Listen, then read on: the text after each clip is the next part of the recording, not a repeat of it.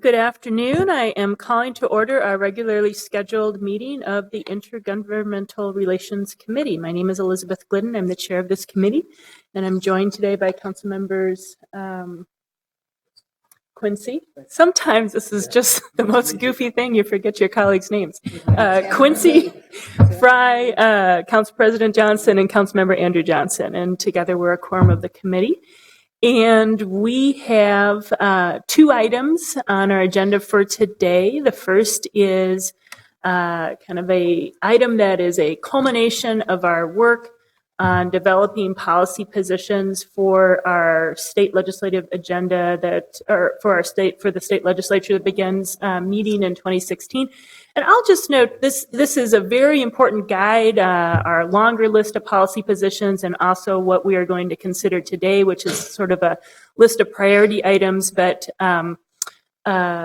we also know that we need to be flexible as items and priorities change at the legislature, and you might want to talk about that just a little bit as well, Ms. Bergman, kind of how we'll take this document in context and continue to use it to drive our work. So I'll turn things over to Ms. Bergman.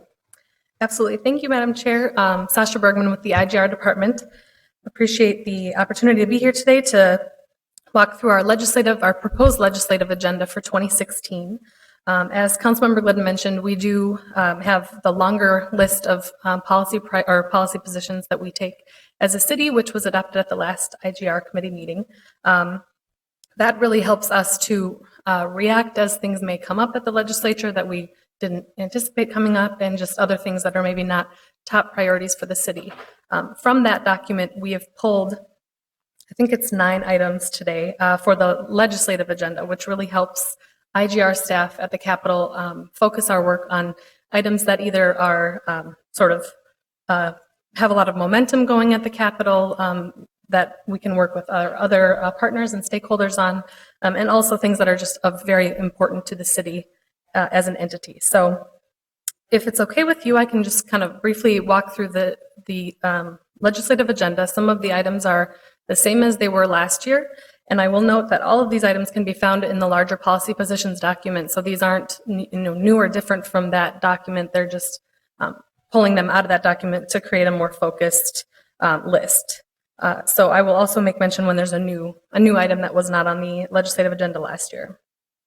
The first, and they're not in any order, I should say also. They're just listed in order of how they are listed in the policy positions. The first item is local government aid funding, just supporting an increase to the program and supporting the current formula. Second item, property tax relief, supporting direct property tax relief for homeowners and renters. Third item is regarding pensions, supporting long-term viability of pension funds. The fourth item is capital investment, and I don't believe this was on our agenda last year, but the upcoming session is going to be a bonding year, so we did highlight the top three priorities in order for the city. The first being the 10th Avenue Bridge, $31.875 million. The second, which is the Emergency Operations and Training Facility expansion, $2.5 million. And then finally, the Pioneers and Soldiers Cemetery fence restoration, which is now $609,000. I believe that was also on our bonding list in the last biennium as well. The fifth item is transportation. This is basically the same as the position that was in the agenda last year. And because there was not a comprehensive transportation package last session, we anticipate this will be a significant discussion item at the Capitol this session. Data practices is another position we have in here, which was also in our agenda last year. This is of increasing importance to the legislature in general, and we anticipate there will be more discussion on data practices. Regarding public safety, we always keep a close eye on public safety items, but this year in particular, we've added 3 public safety items to the legislative agenda. The first is the party bus proposal from the city attorney's office and in regulating those. The second is regarding the driver diversion program, also from the city attorney's office. And then the third item is in support of requiring criminal background checks on all gun sales. Then the last 2 items, job and workforce development and eliminating racial disparities, are the same as the items that were on our legislative agenda last year. And we always are are focused on these items are of particular importance to the city, especially as it relates to the eliminating racial disparities. And there's a whole host of items in our policy positions that kind of go into more detail on what exactly we are looking at and supporting, and that's on like the last couple of pages of the policy positions for more detail. And with that, I'm happy to stand for questions if the committee has any. Thank you. Councilmember Fry. Thank you, Madam Vice President. Ms. Bergman, you said I may have misheard you, the driver diversion program? Something diversion program. I just didn't hear the first word. Yes, driver diversion program. The what? I'm sorry? Driver diversion program. It's one of the city attorney's office proposals that came through the IGR committee, was added to our policy positions in the last cycle. If you have more questions, I know Melissa Lesh would be happy to answer them about that proposal. Can you just refresh my memory really quick, Melissa, Ms. Lesh? Sure. Councilmember Fryer, Madam Chair, Melissa Lesh with the IGR team. The driver diversion program is currently in session law. It's a temporary pilot project. It's been around since about 2009. It was originally an initiative of the St. Paul City Attorney's Office, started in St. Paul and then spread statewide. And the goal of the program is to look at those who are continuously getting repeat violations for driving after their license is revoked, driving after suspension, proof of insurance, to try to make some efforts to ending the revolving door of those who are getting these offenses, get them into some classes to learn some financial management responsibility that goes along with driving. And as long as they're in that program and making payments towards whatever fines they might have, then their license can be reinstated during that time. They can continue to go to work and go to school and things of that nature. So what the request is from the city attorney's office is to take that program, which is currently a pilot project. It's been a pilot project for far long enough. We know it's very successful, to take that and make it permanent and make it available to cities throughout Minnesota and not just the limited number that are currently in session law. Thank you, Ms. Lesh and Ms. Bergman. Thank you. All right, so we have in front of us, I'll go ahead and make the motion to approve our list of priority items for our 2016 legislative agenda and see if there's discussion on that. And again, this is the culmination of several meetings, so I think don't take this as lack of interest. All right, so I'm not seeing any discussion from my colleagues. So with that, we'll take the vote. All in approval, please say aye. Aye. Opposed? And that item is approved. Next, we have our regularly recurring item on our agenda, which is an opportunity for updates, federal, state, and local. And Ms. Bergman, we'd love to hear from you. Thank you, Madam Chair and committee members. I've got a couple of state legislative updates for you, and then I believe Mr. Ranieri might have a federal update as well. First, you may have heard just this morning, the Minnesota Department of Management and Budget, the finance department essentially, announced that the state has a $1.871 billion surplus, which is up from $865 million that was left at the end of the last legislative session. However, about 600 million of that goes to the state budget reserve, and then another 71 million to an environmental fund repayment. But that leaves $1.2 billion essentially available as a balance going into the next budget forecast, which is in February, and that will really be the one that sets the stage for the legislative session in terms of the legislature making funding decisions and things of that nature. The next update also is about medical cannabis. We do have a position in our policy positions in support of expanding access to medical cannabis for medicinal purposes. And the Commissioner of Health in the bill that was passed in the 2014 session, which only spelled out a certain number of qualifying medical conditions, also gave the Commissioner of Health the authority to add conditions if he or she would choose to do so.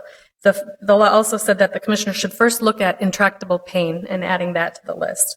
And so after a process of having an advisory panel, public input, and a lot of deliberation, the commissioner announced yesterday that intractable pain would be added as a as a qualifying condition for use of medical cannabis. And I believe in August of 2016, patients will be able to access that. And then finally, just wanted to make a quick note. This is something that's been sort of happening recently, I guess, and trails back to July, but there's actually a few special elections that are coming up at the legislature, and just wanted to make you aware that there will be 4 new members by the time the March session starts. Representative Winkler resigned his seat in July, and there was a special election in November.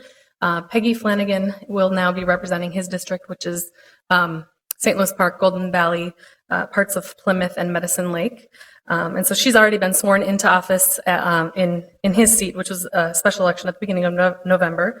Representative David Dill, unfortunately, passed away in August. He represented a big portion of northeastern Minnesota. And so there will be a special election, I believe it's on December 8th. It's coming up here soon to fill his seat. And then 2 other recent resignations, Senator Brandon Peterson of the northern suburbs, I believe Andover, Ramsey, and a couple of other northern suburbs, and then Representative Lencheski from Bloomington, both recently resigned their seats, and Governor Dayton has called a special election in February to fill those seats. So coming into March, there will be 4 new members sworn in that weren't there last session, and we'll keep you apprised on the results of those elections as they happen. All right. Thank you very much, Council President Johnson. Thank you, Madam Chair. Just a curiosity on with Representative Lencheski leaving. What are the thoughts about, do they have a protocol for who will replace? She was ranking on that committee. What will happen? Yeah, that's Madam Chair, Council President, that's a good point. Representative Lencheski was the ranking minority member on the tax committee. She's been tax chair or ranking member of the tax committee for most of her tenure in the legislature. And so I don't know who the replacement would be. Is that a decision by leadership, or is it a senior leadership? Yes, that would be a decision made by, I think, probably with the minority leader and the speaker. Ultimately, the speaker would make the designation of who the lead would be. I see. Okay, thank you. All right. Thank you very much. Thank you. I'll turn it over to Mr. Ranieri. We have some further updates. Okay. Thank you very much, Ms. Bergman. And Ms. Lush. Madam Chair and committee members, just a reminder that on December 15th, Tuesday, we're going to be hosting our third of our 3, so it's our final one, a bonding tour. The Senate Capital Investment Committee is going to be coming and touring Minneapolis, Hennepin County, Park Board, and University of Minnesota projects on that day. We think we have a final agenda for that day, so we'll send that out to the committee and the entire council. So if you'd like to stop by any of the projects, we would be happy to have you. So that's all. Thank you. All right. And Mr. Ranieri. Madam Chair and members, the Congress Conference Committee on Transportation did complete their work. They have a 1,300-page bill. It is a 5-year funding bill. Unfortunately, it doesn't fund all 5 years or provide any permanent funding.